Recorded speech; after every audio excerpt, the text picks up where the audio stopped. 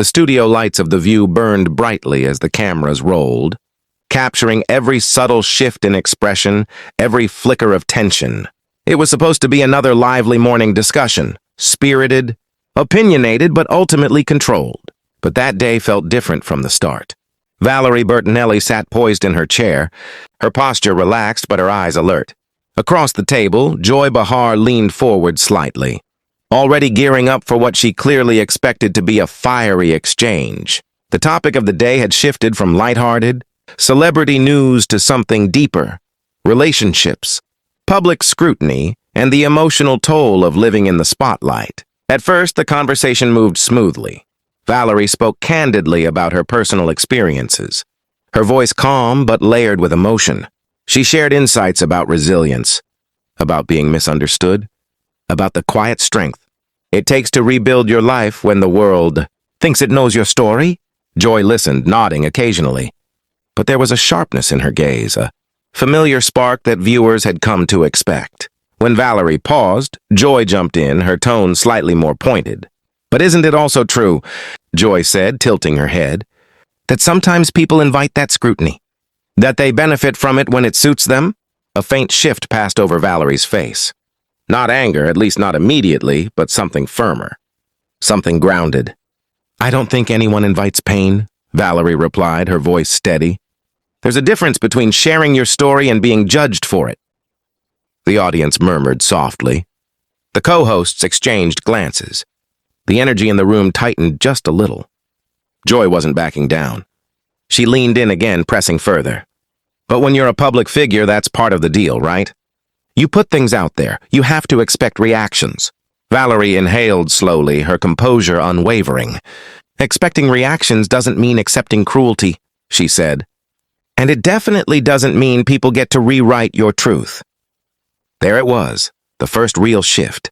The kind that makes even seasoned producers glance nervously toward the control room. Joy's smile thinned slightly. "No one's rewriting anything," she said, though her tone carried a subtle edge. "It's just perspective." Valerie's eyes locked onto hers, calm but unyielding. Perspective doesn't erase someone else's lived experience.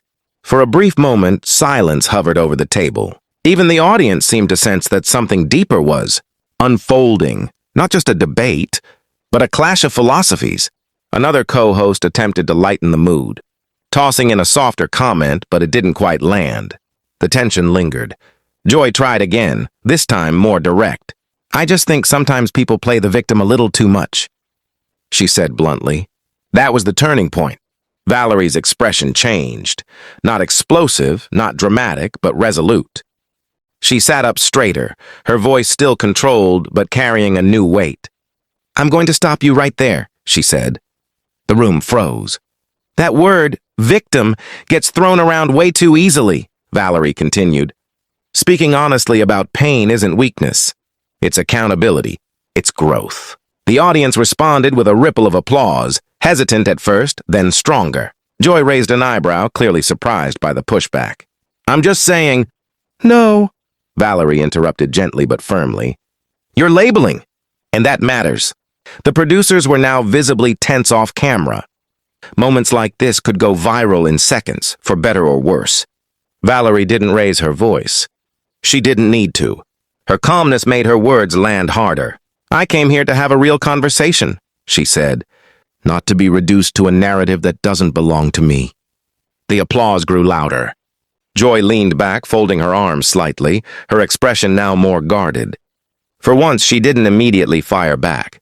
A pause stretched between them. Valerie glanced around the table, then toward the audience.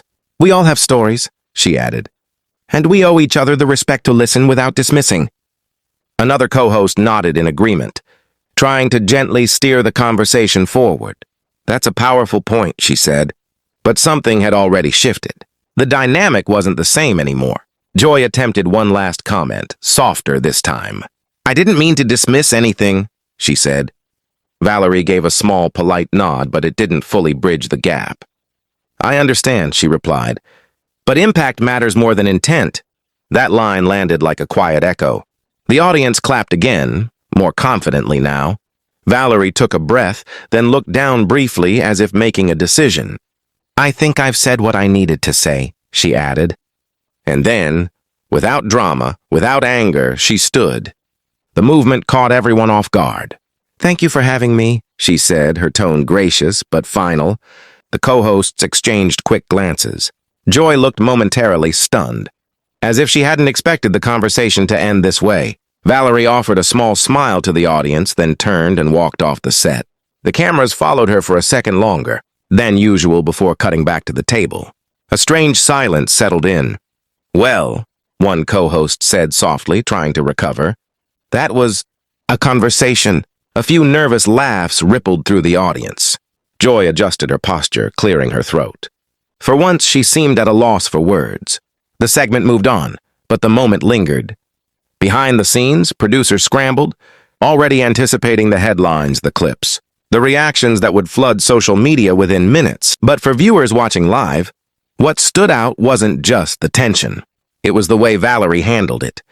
No shouting, no theatrics, just clarity, composure, and a quiet refusal to be diminished. And as the show continued, one thing was certain: that moment wouldn't be forgotten anytime soon.